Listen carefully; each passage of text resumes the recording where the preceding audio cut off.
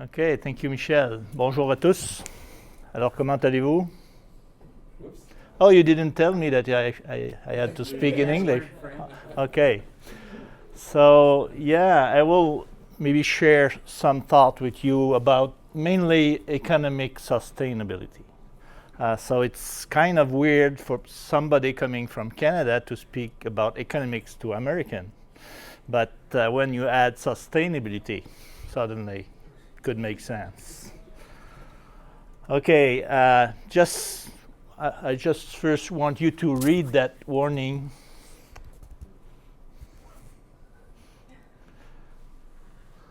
And I should insist that I have a bias like Michel on dairy, so but I can try to.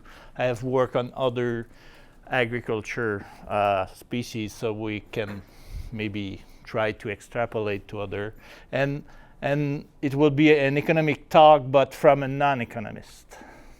So it's always better when you talk about something you don't know. But I've done a master in ag economic, but I'm more management guy than an economist at the scale of the state. So I'm working at the level of the farm. Okay, so now what is the plan? So we'll begin by I will present you the Quebec context and see what are the similarities and what are the difference with Wisconsin, and then we will try to see what are the conflict or the gap between among sustainability pillars, and after we will try to define what is an economically sustainable farm and how should we measure it. But you had the paper with the delta method, so I will not insist on that. So you have read that, and I think you will understand what is in that paper. But we can just have a small question about that, and we'll end with trying to build bridge among sustainability. So bridge between economic and environmental, and bridge between economic and social.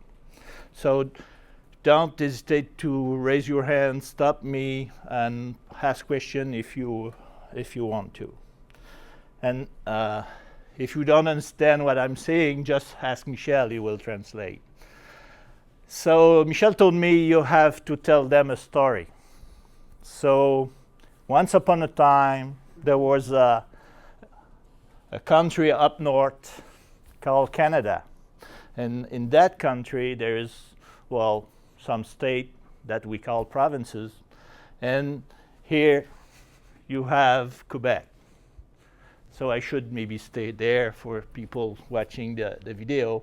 But what you have here, it's the estimated percentage of Canadian adults who think that the planet is getting warmer.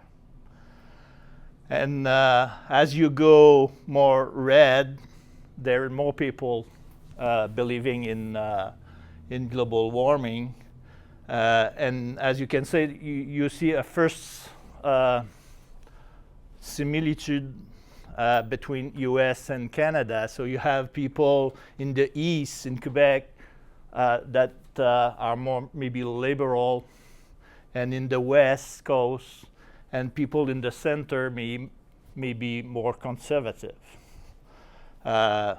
It's only one indicator, but it shows you that people from Quebec usually are more willing to believe in or more liberals. And what is surprising is there are more people believing in global warming in Quebec, but the only place in the world that was colder last year than the average 30 years was in Quebec. Here you have the map of the world, and you can see, I will try this.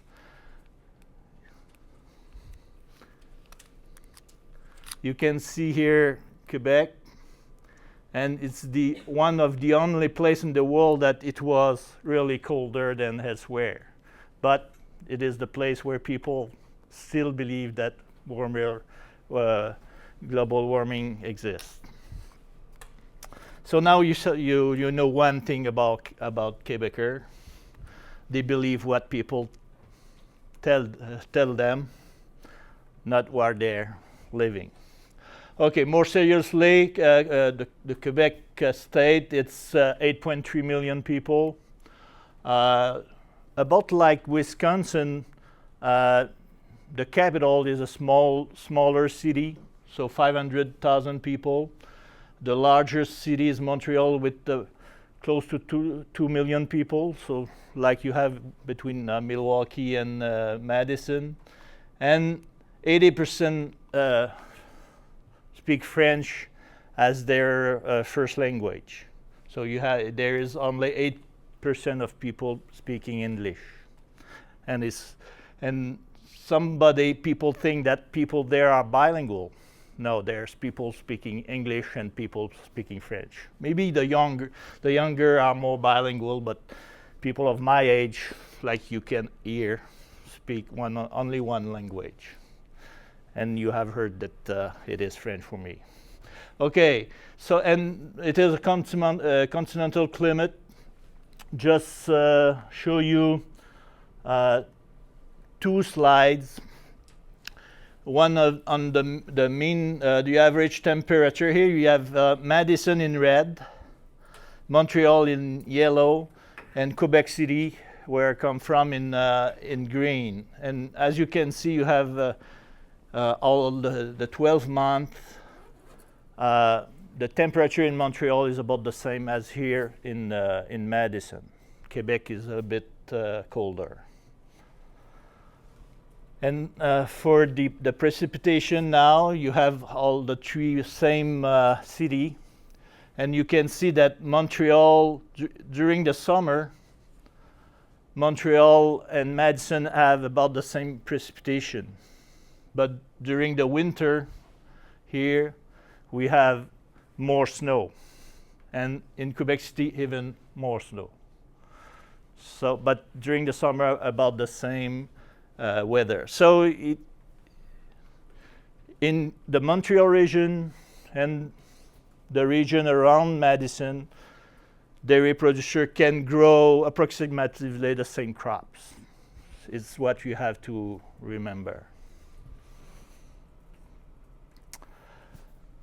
And here you have the two graphs showing the number of dairy farms in Canada, and that show you that Canada is dairy land. So it's California. No, it used to be Wisconsin, but now it's California. So 50% of the dairy farm are in Quebec, but not 50% of the milk. The farms are smaller, so we produce 38% of the milk of the U.S. And what you have there is the number of farms over the last 25 years. And you can see in red the number of the dairy farm in Canada is decreasing a lot more rapidly than in Quebec. So the slope in Quebec is about 2% per year. But that pose the question of sustainability. How can we keep those farms alive? And we will talk about that for the rest of the presentation. Okay. Now you know 3 or 4 things about Quebec. It's mind-open people, a lot of snow, and dairy lands of Canada. So just remember those 3 things. Now I will show you 3 pictures of dairy farm. So for each picture, will take maybe 10 seconds to show you, and you will have to try to see what is the similarities with Wisconsin farm, or what are the difference. Just try to pick up what for you is different. So a first farm in the Montreal region, So flat region. Another farm here, more in the south part, southeast, so close to the American border.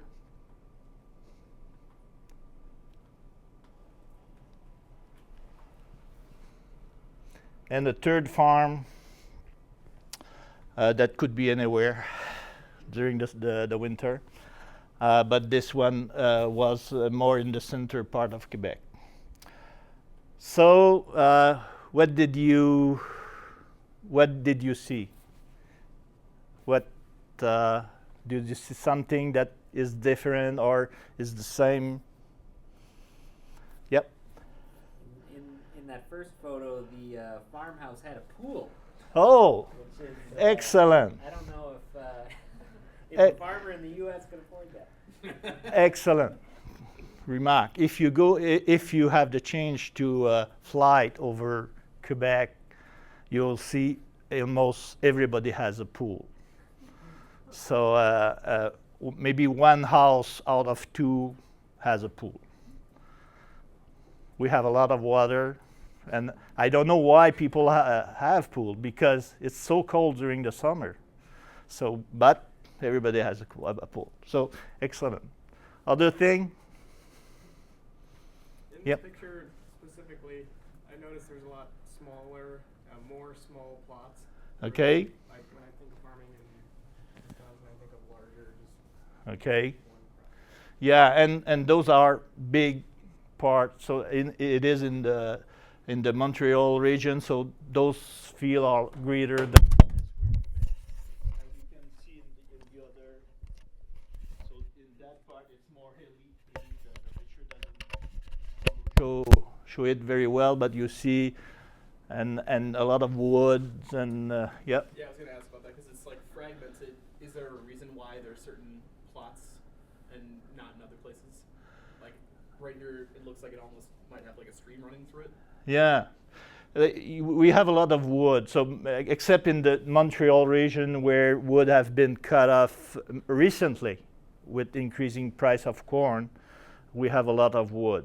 So almost each farm have a third of his area in wood. And in some places more than half of the area. Yep. There's another kind of pool in this. Yeah, this pool. That's a big difference in Quebec, for Quebec difference. So it's mandatory for Quebec dairy farmer to have a manure storage that is linkage proof. So all of those are in cement. So if you see the three photos, you have here, and in this one you see the storage is there with the spreader. So the environment rules are really strict in Quebec. Okay, so other thing that you've seen. Now we'll show you things that were not possible to see. First of all, the herd size is small. So we have an average 82 cows, 62 in Quebec. So it's less than in Wisconsin, a lot less than in California. The other thing, it's housing. Most of the cow are housed in tie stall barn. So you can see there those cows, how they are happy to see the sun. But some people see it other way. But yeah, so and in Quebec, it's almost 90% of the cows of the barn that are in tie stall. We still have some cows going to pasture, but it has decreased over years, so only 20% of the cows are going to pasture now. But things are changing, and freestall has begun to increase, and it is mainly not to improve the animal welfare, but it's to improve the producer welfare. And it's robotic milking that has forced people to go to freestall, like we see here. But as you can see, it's still a small herd. It's about 60, 65 cows that you have here with one robot. The other thing that you could not see is the way that the milk is marketed. So the milk is marketed with a supply management quota system, and we will talk a bit about that system. So you have on the screen the objective of the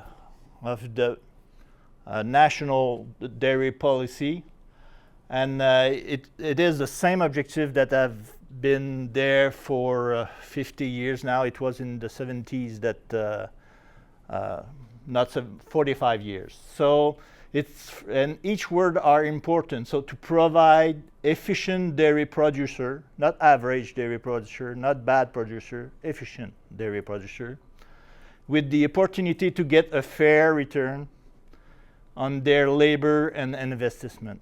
So the first part, the government take the engagement to give the producer what they earn. And the other part is the producer ensure the Canadian consumer that they will provide with adequate supplies of quality dairy product. And you have to go back to that time what put in place. Most of the production was during the summer. There were shortage during the winter. And the government asked the producer, well, could you produce during the winter? And they came to that agreement at that time. And that agreement is still in place. So, Doris, Yep. It doesn't say at the cheapest possible cost. No, they said a fair return. Right, for the farmers and for the consumers, it doesn't say. No. You're right. It's not the least, it's good quality product. Yep. Do you have a organic production versus conventional in Canada? Yeah, we do. Quebec, we have the most important organic production in Canada, but having said that, it's not a lot. It's about 2% of the production. So, but it is increasing more rapidly than conventional production, and we have a shortage in organic milk. So, producers that are in organic can produce more for the same quota. We will talk a bit about quota, but yeah. So how does it work? So the supply management, which I will call quota system, implies that we limit the production. So producer can produce more than their right to produce, and also we limit the importation. So all the production must equal the consumption. And for that, each farm owns a quota based on butter fat sold per day. The average Quebec farm owns 50 kilos of butter fat per day, so it's what they can produce. So a quota is a right to produce that can be traded, but only by a centralized quota system each month. So you can sell to your neighbor, you have to sell to by the centralized system. And there is a maximum, so the price of the quota came very high, so producer decided to put a ceiling, un plafond, on the price, and the maximum price is $24,000 per kilo. So it's 1 kilo, it's about a good cow. So around 10,000 kilos, so 22,000 pounds. And the quota system is administered by the dairy producer union. So it is the dairy producer themselves that manage that quota. Yep. And that's total for the farm. Like the farm can't sell to the centralized quota system and then go and sell to an American No. business. No. Whatever excess Yeah. they have. So all milk produced in Canada must be sold to the provincial agency. So in Quebec, all the milk should be sold to the dairy producer union. Okay. So since you have to sell to one buyer, it's like a monopoly. So the producer has a monopoly with the quota system. Is it bad?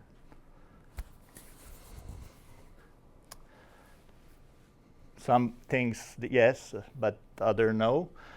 But what you have to know is, there is only one seller, the Dairy Federation of Dairy Federation of Quebec, but there is a limited number of buyers, and it must be the same here. 3 processors process more than 80% of the milk. So really big processor. Yep. I was curious, like, is there a difference for, like, say, like a farmstead cheesemaker? Like, let's say you milk on the farm and Yeah. you produce products. Like, you don't have to sell it to the federation, or like, is it? That is an excellent question. Yeah, you have to sell it to the. So you process your own milk, but for the quota system to work, you have to sell it and rebuy it as a processor. So those are the small size processor that is less than 1% of the. And I'm sorry, is it you're selling on paper? You're selling on paper. Not The not physical milk. No, so the milk stay at your farm, but you're selling it to the federation, and you buy it as a processor, and it has to be like that's all. If the system want to continue to work, So it's a mandated system. It's not like something you can opt into. Yeah, it's mandated. So you can see that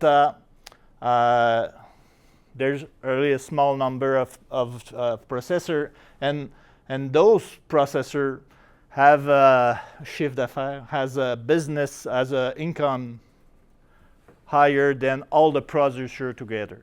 So we have Saputo, we have Agropur, which is a co-op, and we have Parmalat, and those 3 alone are bigger than all the producer together. So it's make bargaining power. And, sorry, are those private or public? They're private. So there is co-op and private, but yeah. Okay, now thinking a bit about money. Here you have a typical grain and dairy farmland in Quebec, and I show you that it is family farm. So it is the average, and I put there 2 kind of farm: a grain farm, donc cash crop farm, and a dairy farm in 2011. I decided to use 2011 because it was a good year for grain farm, and I have the 2004 that was a less good year. Okay, so the production unit, 300 hectares in grain. So how much acre? Good. Times 2.2. Yeah, so about double. So about 700 acre. 86 cows. How does it in American cows? No, it's 86 as well. Okay, worker. You see 2 worker for the grain farm, 3 worker for the dairy. So it's in average. So it's really family farms, small farms. Assets, 4 million for the grain farm, 3 million for the dairy. Net farm income, about 91,000 in 2001 and 39,000 for the dairy. So how much it's cost to create one job in agriculture in Quebec? If you want to create one job in the grain sector, it costs you $2 million. If you, so, and 2/3 of that is the land. If you want to create one job in dairy, it costs you $1 million. And half of that is the quota. And I'm sure that is not really different here. In agriculture, it takes a lot of capital. And here you have the asset on the net income in 2001. So you have to invest $41 to get $1 of benefit. And in the milk farms, $70. In 2004, when the grain price were lower, it was $300 you have to invest to make $1. And you see that the dairy farm are more stable with 60, they'll stay about the same. Okay, so that raised question about farm sustainability, economic sustainability. You have seen a lot of those before, and I will concentrate on that part, so the economic link, and try maybe at the end to see if there is synergy that we can do with other. Okay, now first question. Those are 2 fields close to my home when on my way to work. Those are 2 fields next one to the other. You have here a field with clover and another one with golden rod. Okay, which one of those fields is the most sustainable?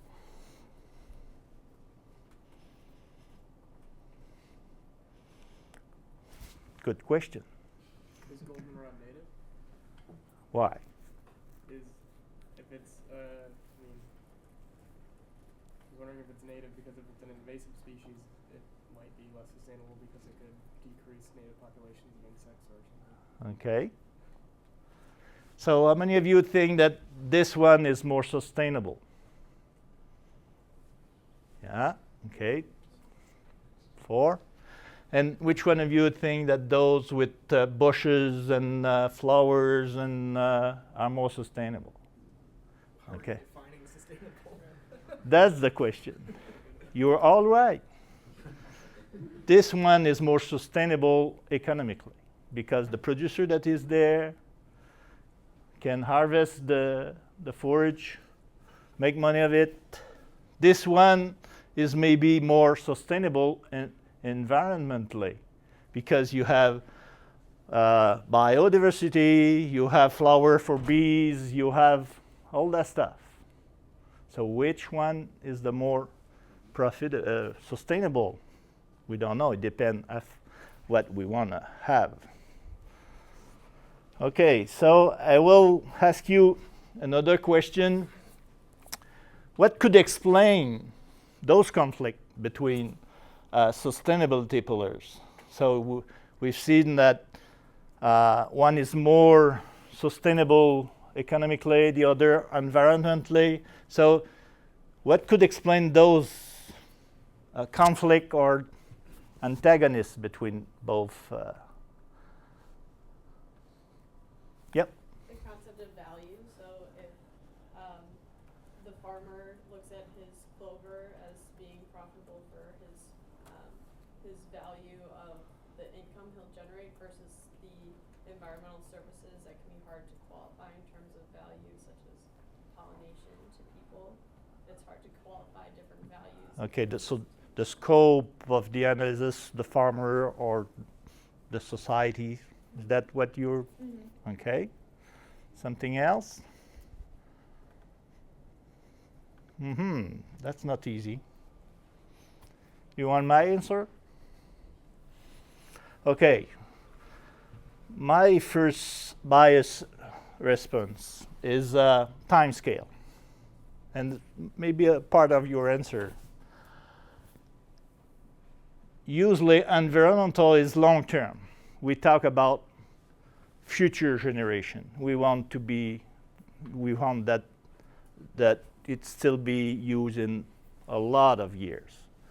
And oftentimes we talk about the resource, not about the farm. So it's not the environmental sustainability of the farm, but of the resource. Social is more medium terms. So human resources, neighborhood, you can have sometime you're not agreeing with your neighbor, but after medium time, you will have to make agreement with them if you want to stay there. When economic sustainability is really short term, or at least short term or medium term to be viable. If you're not profitable, you won't stay there. So it's the first problem between both sustainability pillars. Another response is the economic situation of people can change their willingness to improve environment. I will ask you a question. How many of you have a car? Okay. How many of you have an hybrid? An hybrid? Hybrid? Okay. Why? It's more environmentally friendly. I have an hybrid, but it's easy to say with my big salary. Michel has an hybrid with his even bigger salary. And it's the same for the farm. When you have the money, often we think the opposite. Farmers want to increase their profit and they don't care about environment. Some do, but the farmer I've seen are most at the opposite. When they don't care, they always care, but about environment because they don't have the money. So their first preoccupation is, do we have enough money? And I have an example here with the disposal of milk house wash water on Canadian dairy farm with liquid manure storage. And here you have the farm revenue, and you can see in red, it's the part of the farm that didn't treat those wash water. So the regulation is that you should treat them or send them to the manure storage. And as you can see, those who have less money comply less to those rules because they don't have the money. But those one, you can see, well, there's still some people, and oftentimes we think about those people, but most of them are complying. So it's my first take-home message. It's not easy to think green when you are in the red. And think about that when you visit a farm. So if you improve the income of a farmer, that will help him to increase his or her environmental. Okay. Now I have worked a lot, so it's your time to work. To be sustainable economically, a farm must be bigger. So if a farm is bigger, it's more sustainable. A farm has to be more specialized,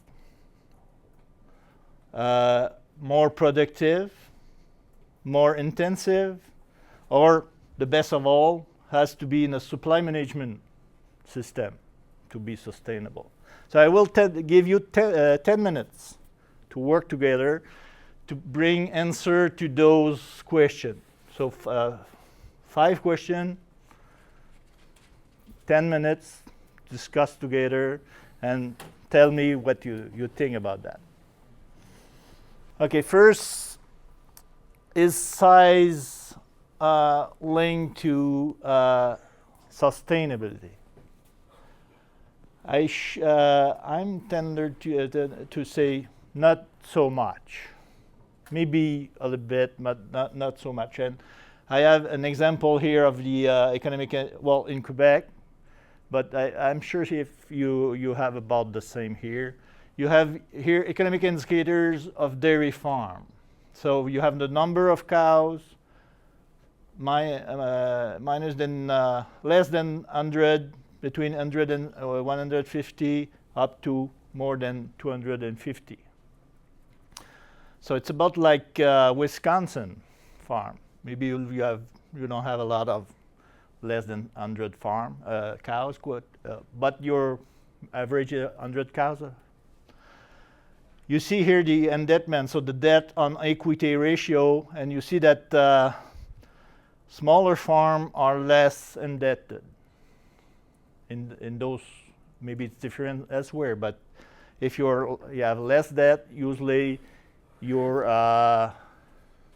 can be you're more at risk if something happens. And here is maybe the best indicator. What we call security margin is how much your expense could increase before having a negative result. And we can see here that the smaller farms are really at risk for that. So if their expense increase only by 1%, they got a negative result. Farm between 100 and 150, 4%. So it's not a lot, but it's better. And when you increase the number, you see that the margin of security decrease. So yeah, maybe there is a small link with size, but there's some plateau that depending of the system can be attained. So I don't think that 500 cows here is more sustainable than a 300 cows farm. But maybe 200 cows is more than 50 cows. So there's kind of a plateau. And just to go to an extreme example. Here you have a farm that I visited in Austria. And that farm was raising sows and fattening pig on the pasture. And they had 25 sows. And they were able to fatten between 250 and 300 pigs per year. But with that production, they were able to faire vivre, to provide income for 3 families and 10 people. But of course, this is a really particular situation. They have a niche market. They were selling their meat. They were processing their meat. They were selling themselves, and they were able to. But of course, that farm could live like that. But we cannot have 1,000 farms doing that. But it can show you that you have to find your place, and for some it's being a big traditional farm. For others can be a really diversified or. Okay, now talking about diversification. Can diversification improve sustainability? I think yes, for the reason I don't know who said that, but yeah, you were there with the egg. Yeah, you're right. If you don't put your egg in the same basket, that can help when the price of one produce is falling. You have the other, and I had some result from Tom Kriegel yesterday that he showed me that when the price of grain came very high in 2012 in Wisconsin, some dairy farm decided to sell their grain and produce less milk because it was more profitable for them to sell grain than processing through milk. And we have a lot of them in western part of Canada where you have grain grower that have also pork or poultry, and since there is no with poultry there is quota system, but with pork there's not, so sometimes it's more profitable to sell the grain, lower the number of pork, or do the opposite. So most of the time diversification is a good way to pass through really low price. And we have a lot of, farms are more diversified than we think. We have dairy, usually all dairy farms are also cash crop. Dairy and pork in some region in Quebec, I'm sure you have that also. Pork or poultry with cash crop. And we have a lot of wood and maple syrup. And you have a lot of that in Vermont also. And a lot of producers are also doing contract work like snow removal. Not maybe here, but in Quebec we do this a lot.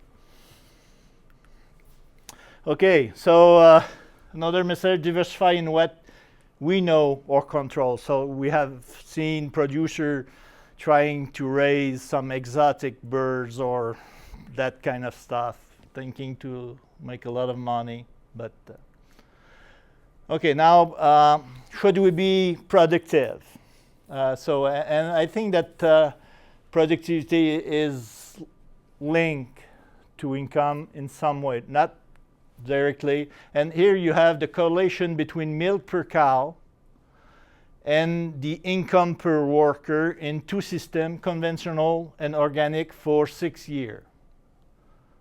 And 5 years in that case. And you see that in both cases, there is a positive link between milk per cow and income per worker, even in organic. Donc, my other take-home message, some productivity is needed even in organic.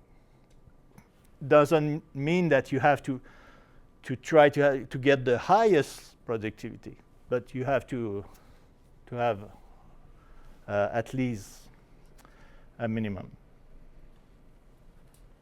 Okay, now about intensity, should we be intensive?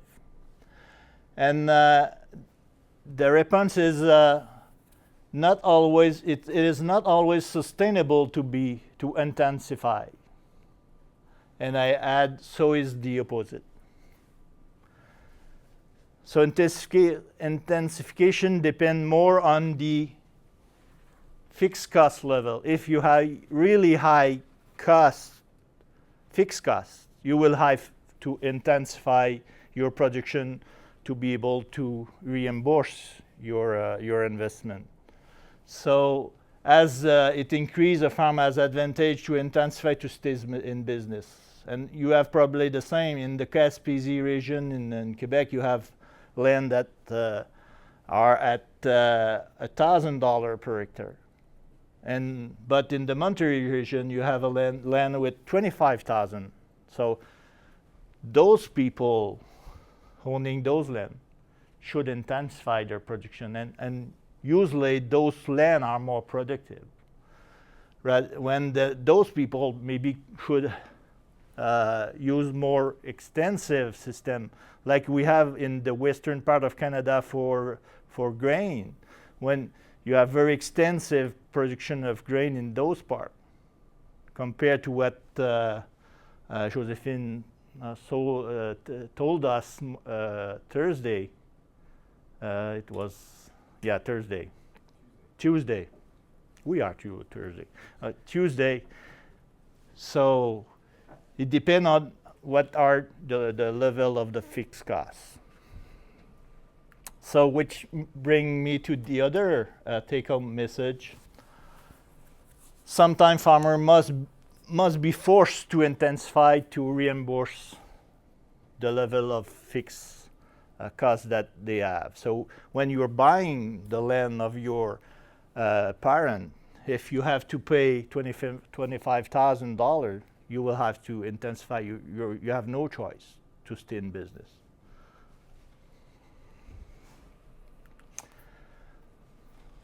There is maybe another choice, is to get a higher price for your produce.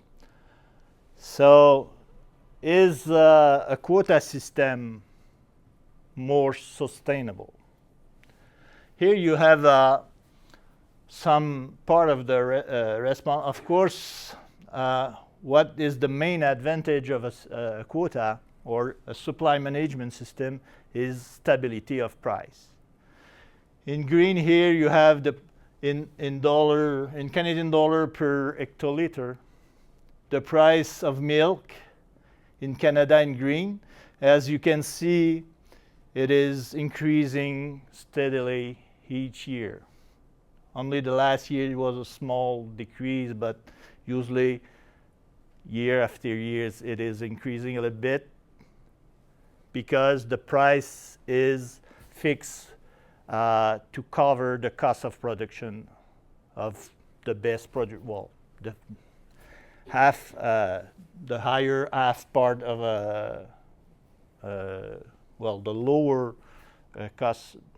Let's say this properly. So the 50% of the producer that have the best cost of production. And here you have the United States in gold, and you can see how variable it is. So that variation is can cause a lot of problem to the producer, and some of them could quit the production because the price is too low, and don't have income enough to stay to the next higher price. So in that sense, a quota system can help small producer to stay in business. And which bring me to the other part. So it's more stable, but do the producer get a better share or of the milk price? What do you think? What is the share of the producer in the price of milk that you are buying at the grocery store? You know? When you're buying a gallon of milk, what part goes to the producer? Oh, okay. What is the price of a gallon of whole milk? So not 2% of skim milk, but whole milk. You know? Organic, it's like 7 or 8. Wait, 3.5. $3.5. Okay, so $3.5 means that you're paying $0.42 per pound. What is the price to the producer of milk per underweight?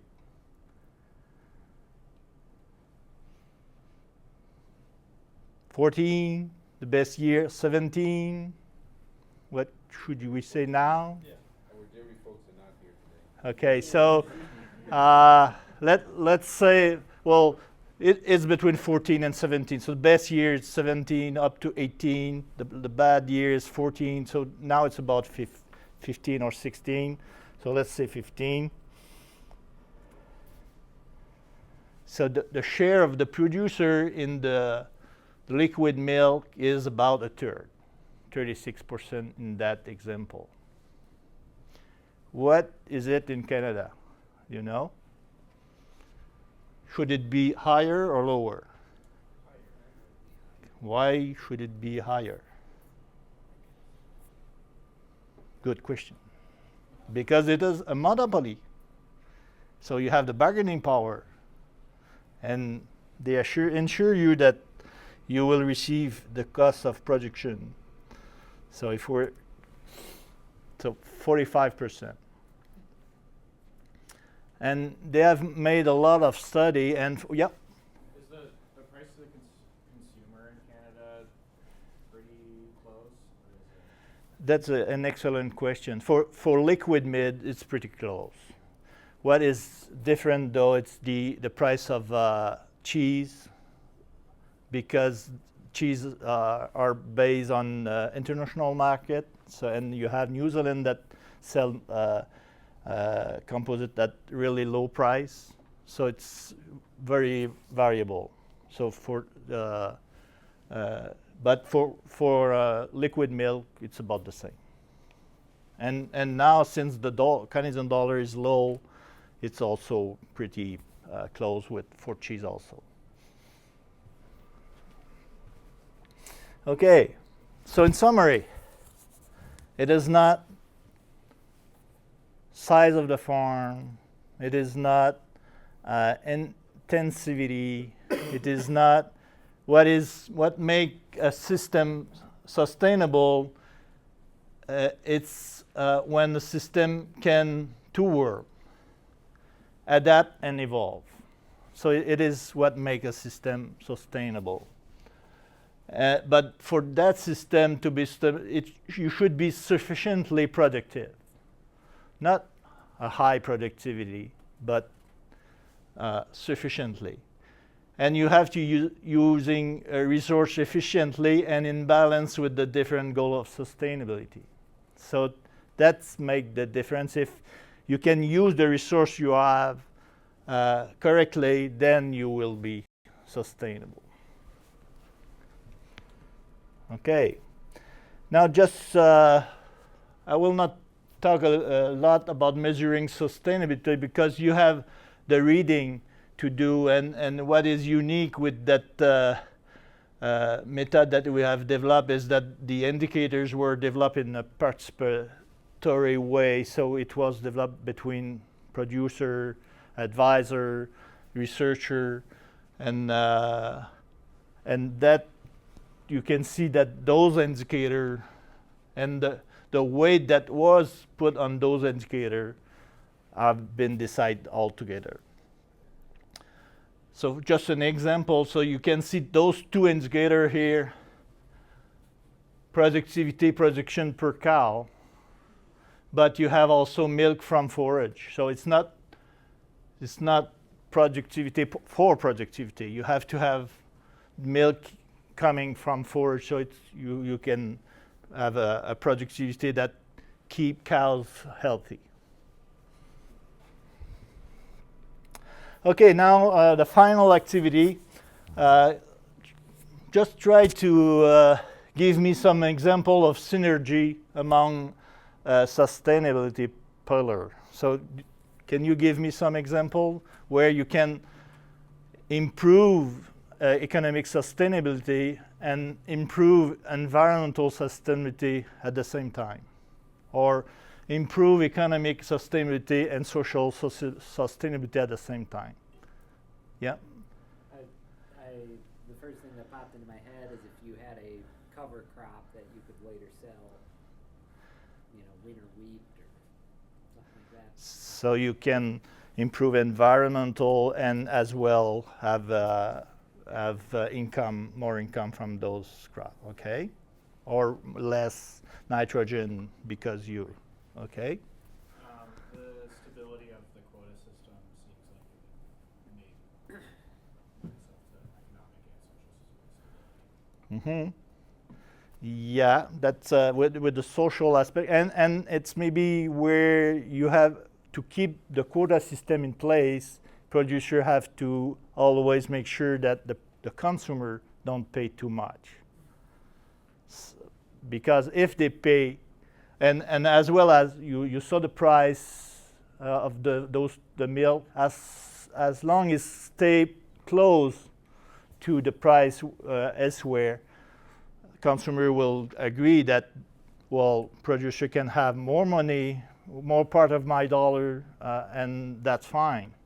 But if those prices go too way apart, then some consumer will tell, well, I might go getting enough from that part. Other example? Sorry, I did want to. I had a question about that. Just to deviate a little bit, are there people who complain that the quota system puts milk out of the price range of lower income families? Not that much.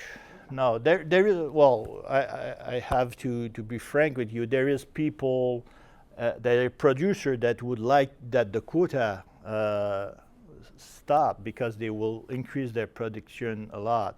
About less than 20% of the producers. So more than 80% of the producers want to keep their quota system. To the consumer we don't hear a lot about complaining about that. But maybe they don't know a lot what is the price of milk elsewhere, what is the price of cheese elsewhere. Yep. As a follow-up to this question, so here in the U.S., our safety net is, is government program Yeah. called SNAP. Food stamp. So Yeah. some people get money from the government to go and buy staple food. So in Canada, We don't have that. you don't have that. No. So it's a way to subsidize producer, what you have here. Yeah, no. Okay, I'm going to speak on behalf of my student dairy science who are not here. We said, no, you're wrong. Okay. Giving money to poor people to buy dairy is not a subsidy to dairy. For them, a subsidy to dairy is money in their pockets. Uh-huh. Yeah. So you give them money and they buy what they want to. Okay. So two examples here that goes in the same way that you told me. So here so one example is reducing over-utilization of input. And we saw that in Quebec when we put in place the obligation to have a fertilization plan in the 90s. And after that, because before that, producer use manure as a déchet, as a waste. But with that plan, they suddenly use manure as a fertilizer, and that decreased by 9% the fertilizer when the area increased by 13%. So you can see that the fertilizer were a lot more utilized, and fertilizer applied per hectare decreased by 6% for nitrogen, but more for phosphorus, which is we have a lot in manure, and 44% for potassium during those periods. Just having the producer to make a fertilization plan. Another example here is we calculate what would be the impact of using two different mitigation way for greenhouse gases. And what we have here is we know that adding fat to the cow diet can decrease greenhouse gases, but it costs. So adding fat can decrease by 3% the greenhouse gases, but it costs about $3,000. Just improving the replacement rate and age at first calving could reduce by 10% the greenhouse gases in the farm, and it gives $16,000 more to the producer. So choosing greenhouse mitigation method that improve management rather than trying to find what is the secret ingredient that will do that. Okay, So there is 3 minutes left. So I have to show you what should be the most important slide that I have. Maybe the most important in all your degree. Okay, here the ultimate take-home message is that economic sustainability is more related to people than systems. And what we have here is the income per worker in dollar per year. And it is the group of farms that we have followed for 6 years at the beginning of the 90s. And those farms, there were 40 farms, all at the same group, management group, all in the same region. And 15 of those farms decided to do the conversion to organic at that time in 90. So in 90, everybody was conventional here. And 15 of them decided to go to organic at the time where there were no premium for organic milk. And you can see here, so 4 groups. You have in red the people, those 2 lines are people that had higher income. And those 2 lines are people that were having lower income at the beginning. So they were all conventional.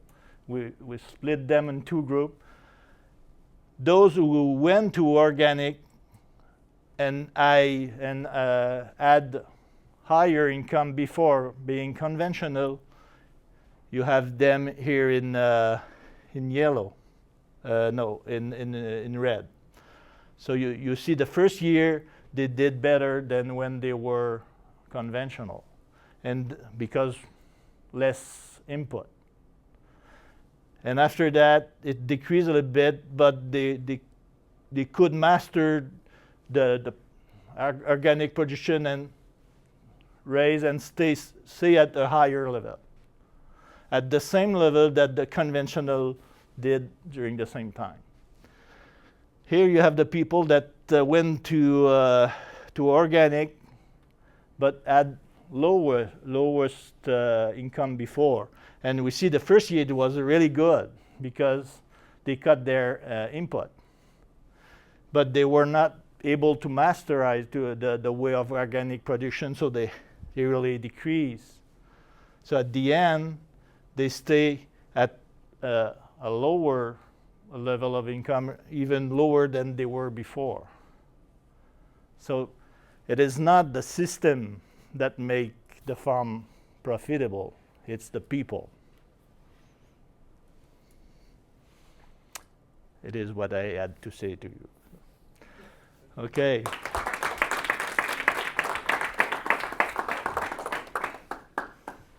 Last thoughts? Anyone? I was curious about this idea that as income goes up, that sustainability increases, or that environmental impact decreases. It reminds me of Kuznets curves. Kuznets curves. Kuznets curves. It's popped up in a couple previous classes I've taken about the environment. Sort of like as a country becomes more wealthy, then certain impacts decrease. Air pollution, things Okay. like that. So I didn't know if that was something that's being sort of explored. No, not a lot. I don't know if you heard about that kind of, no. But, yeah. And also I was wondering, since you have more snow over the winter, more precipitation, in the summer do you have, or excuse me, spring, do you have a large amount of snow melt? Yeah. And is that kind of maybe a reason why you have stricter rules about manure and That's a good question. We cannot spread manure during the winter, so for sure.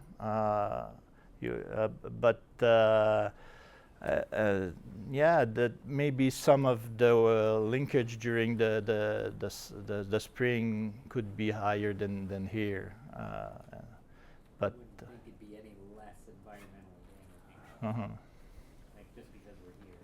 But the quota system, and I didn't insist on that, but people that had the higher income se sont conformés. So they They follow the rules. they follow the rule sooner than others. So maybe for dairy producer it was easier for them because of their income and to build that storage, and it was easier for the government to force them to do so. All right, very good. Okay, thank you. See you